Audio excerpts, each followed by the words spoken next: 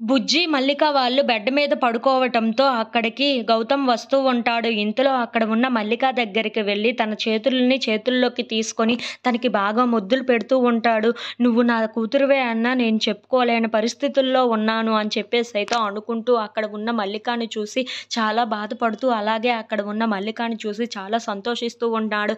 "నువ్వే నా కూతురివన్న విషయం తెలిసింది నాకు. అంతే చాలు" అని చెప్పేసైతే అనుకుంటూ అక్కడ ఉన్న మల్లికను అలా చూస్తూ ఉండిపోతాడు.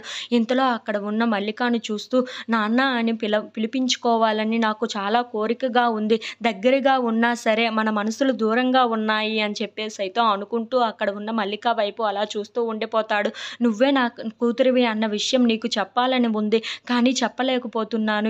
ఏం చెయ్యాలో అర్థం కావటం లేదు నాకు" అని చెప్పేసైతే అనుకుంటూ ఆ మల్లికను అలా చూస్తూ ఉండిపోతాడు. ఇంతలో అక్కడ ఉన్న గౌతమ్ మాత్రం ఎలాగైనా సరే ఆ విషయం తొందరలోనే నీకు తెలియాలని నేను కోరుకుంటున్నాను.